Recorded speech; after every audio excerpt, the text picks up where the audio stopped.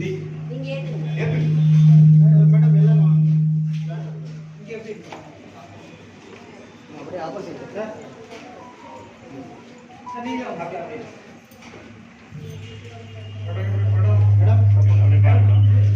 தேசிய சாலை பாதுகாப்பு மதத்தையொட்டி வாசன் சேலம் வாசன் மட்டும் இல்லை, இந்தியாவில் பேன் இந்தியாவில் இருக்க எல்லா வாசன் ஐக்கியாலையும் இந்த சாலை பாதுகாப்பு விழிப்புணர்வை பற்றி ஒரு ப்ரோக்ராம் எல்லா வாசல்லையும் பண்ணிட்டு இருக்கோம்.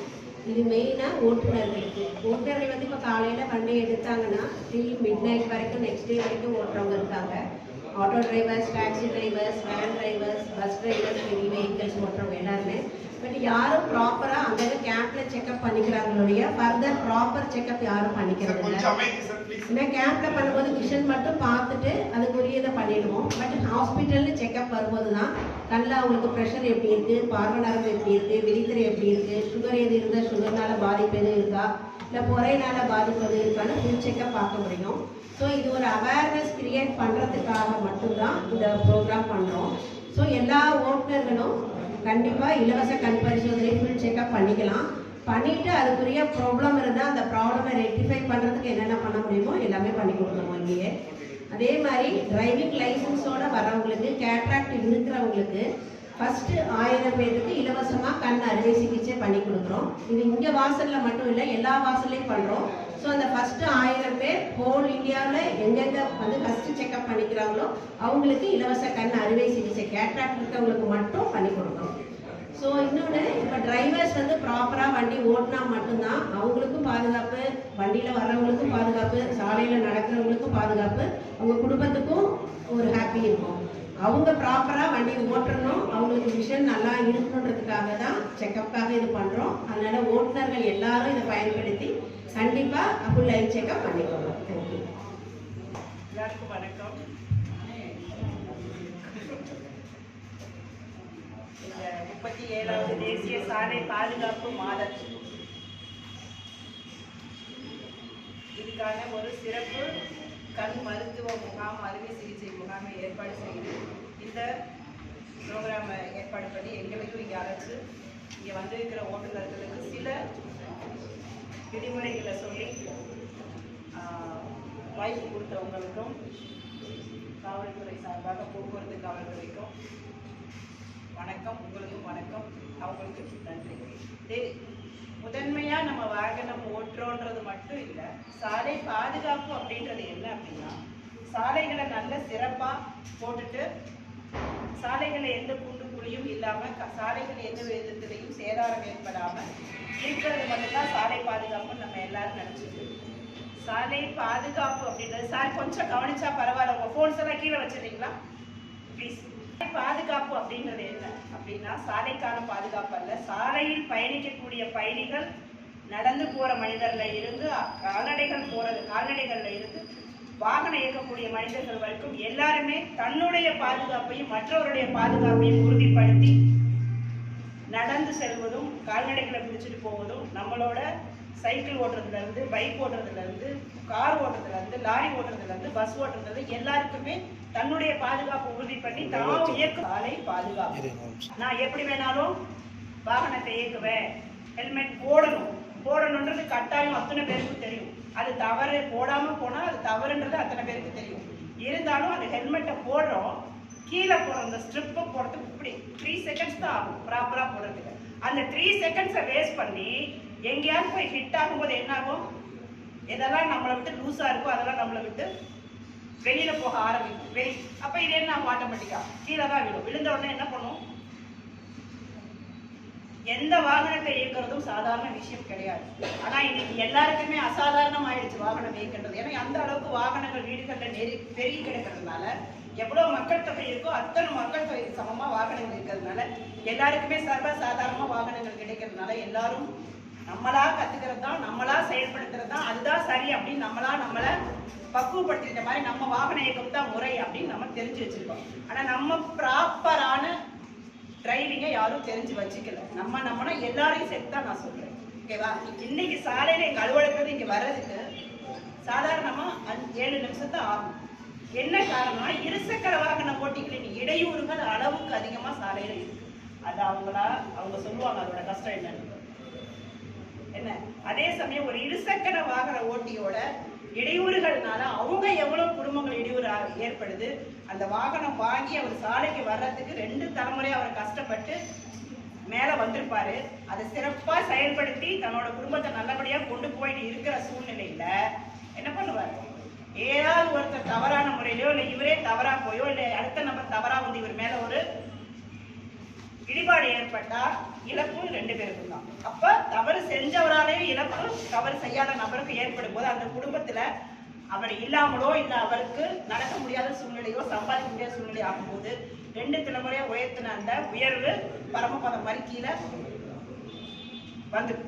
வந்து அனுபவிக்கிற குடும்பங்கள் நிறைய ஏறாது இல்லையா? அதனால இது எல்லா வாகன இயக்கத்துக்கும் சரி, எந்த ஒரு உணர்ச்சிக்கும் சரி, எந்த ஒரு இதுக்கும் சரி நம்ம முக்கியமா என்ன வேண்டும்? பெரியவங்க சொன்ன மாதிரி அரிது மனிதராக பிறந்தது அதனினும் அரிது கூன் குருடு செவிடு பேடு நீட்டி பிறத்தல். குருடு 2வது இடத்துல வந்து நம்மளோட பார்வை தான் எல்லாத்தையும் எல்லா விதத்துக்கும் நம்ம பார்வை சரி எல்லாமே எல்லா நேரத்திலும் எல்லாமே சரியா இருக்குமா? டெய்லி லைட்ஸை பார்த்து அவங்களோட பார்வையில குறைபாடுகள் ஏற்படும். அதனால நான் நேற்று ஒரு 6 மாசத்துக்கு முன்னாடி தானே என்னோட பார்வையை செக் பண்ணிக்கிட்டேன். இப்ப நான் பார்த்துக்கணுமா அப்படின்ற எண்ணம் எப்பவும் இல்லை. எப்ப ஒரு தூசு அடிச்சு கண்ணுல இருந்தா கூட 1 வாரத்துக்கு நல்லா இருக்கும். அதுக்கப்புறம் உள்ளுக்குள்ள நமக்கு பிரச்சனைகள் உருவாகும் இல்லையா? அதனால நம்ம கண்களை நல்லபடியா பார்த்து நம்ம கண்கள் மூலியமா வரக்கூடிய உணர்ச்சிகளை நல்லபடியா உள்வாங்கி அதை நல்ல முறையா செயல்படுத்தி நம்ம எந்த சூழ்நிலையிலும் எங்கும் யாருக்கும் எந்த விதத்திலும் இடையூறு ஏற்படுத்தாமல் நம் வாகனத்தை இயக்குவோம் அப்படின்ற ஒரு உறுதிமொழி எடுத்துட்டு அத்தனை பேரும் சிறப்பா செயல்படணும்னு வேண்டி கேட்டுக்கிறோம். நன்றி. அனைவருக்கும் இனிய காலை வணக்கம். 37வது தேசிய பாதுகாப்பு மாதத்தை முன்னிட்டு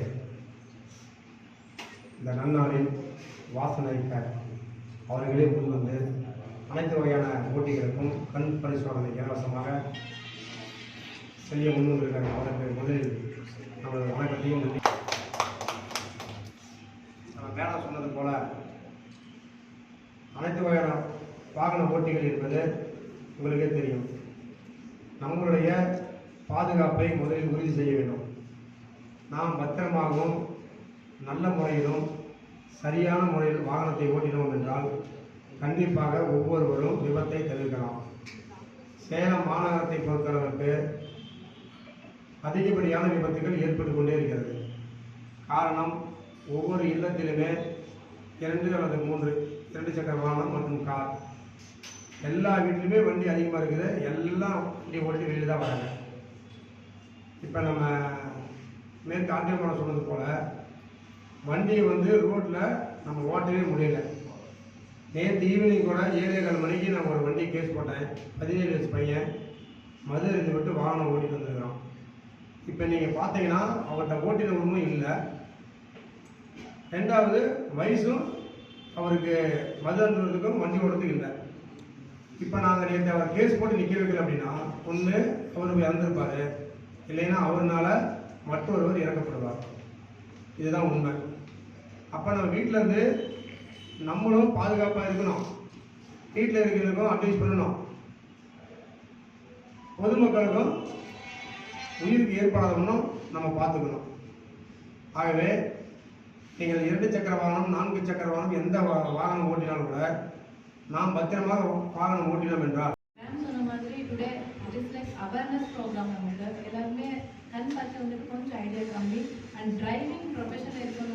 ஸோ மேக்ஸிமம் கொஞ்சம் செக்கப்ஸ் வராமல் அவங்களோட ப்ரொஃபஷன் மேலே நிறைய கான்சன்ட்ரேஷன் எல்லாம் வைக்கும். ரொம்ப இம்பார்ட்டண்ட்டு. ஏன்னா ஐ திங்க் லாஸ்ட் வீக்கு நம்ம மேடம் ஒரு பேஷண்ட் பார்த்தாங்க. ஸோ அவங்களுக்கு இங்கே நார்மல் செக்கப் மாதிரி தான் வந்தாங்க. 50 years ஏஜ், டிரைவிங் ப்ரொஃபஷன் தான். ஆனால் பார்த்தா அவங்களுக்கு இந்த சைடு விஷயம் சுத்தமாக இல்லை. ஆல்மோஸ்ட் லைக் அவங்களுக்கு இந்த விஷன் இல்லாமல் நேராக ஒரு டியூப்பில் பார்த்தா எப்படி இருக்குமோ அந்த மாதிரி ஒரு விஷன் தான் இருக்குது. ஸோ திஸ் இஸ் ஒரு கண்டிஷன், அது கிளக்கோமான்னு சொல்கிறது. இந்த மாதிரி ப்ராப்ளம்ஸ் அவங்களுக்கு நிறைய இருக்கும். காமனாக பார்த்தீங்கன்னா எல்லா டிரைவர்ஸ்க்கு பார்த்தீங்கன்னா ஒரு ட்ரைனஸ் காமன் ப்ராப்ளம்.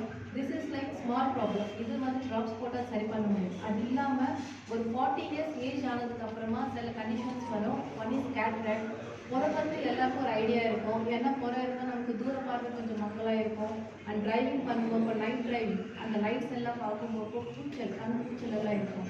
ஸோ இந்த மாதிரி பிரச்சனை இருக்கும்போது வந்துட்டு செக் பண்ணிவிட்டு அதுக்கு உடனே ட்ரீட்மெண்ட் பண்ணி ஆகணும். ஏன்னா கேட்ராக்ட் சுச்சுவேஷன் இருக்கும்போது போஸ்ட்போன் பண்ணாங்கன்னா நம்ம உடனே அதுக்கு ட்ரீட்மெண்ட் எடுத்துக்கலன்னா நம்மளோட ப்ரொஃபஷன் வந்துட்டு டிஸ்டர்ப் ஆகாமல் பண்ணிக்கலாம். அது இல்லாமல் உடம்புல ப்ரெஷர் இருக்கிற மாதிரி கண்ணில் ப்ரெஷர்ஸ் கண்ட்ரோலாக இருக்கும். அதிகமாகிடுச்சுன்னா கிளக்கோமான்னு சொல்லுவோம். இதில் நமக்கு நரம்பு டேமேஜ் ஆகும். கிளக்கோமா கேட்ராக்ட் என்ன டிஃப்ரென்ஸ்னால் கேட்ராக்டில் அந்த போன பார்வை நம்ம 100% கொண்டு வர முடியும் சர்ஜரி மூலமாக. பட் இந்த கிளக்கோமாவில் ஒன்ஸ் அந்த நரம்பு டேமேஜ் ஆகிடுச்சுன்னா அந்த டேமேஜ் ஆனாலும் ஒன்றும் பண்ண முடியாது. ஒன்லி அந்த இருக்கிற பார்வை மட்டும்தான் காப்பாற்றுக்கிற மாதிரி நம்ம ட்ராப்ஸ் அந்த மாதிரி போட முடியும். ஸோ இந்த பேஷண்ட்டுக்கு நம்ம அப்படி தான் இந்த ஒன்றுக்கு மட்டும்தான் இருக்குது. அந்த விஷயம் மட்டும்தான் லைஃப் லாங் அவங்களுக்கு இருக்குது. அதுக்கு நமக்கு கண்ட்ரோல் பண்ண மாதிரி அதே மெயின்டைன் ஆகிற மாதிரி மட்டும்தான் நமக்கு ட்ரீட்மெண்ட் இருக்குது. ஸோ அதனால ஆஃப்டர் 40 years ஒரு checkup at least yearly once checkup வந்துட்டு கண்ணில் ப்ரெஷர் எப்படி இருக்குது, பார்வை எப்படி இருக்குது.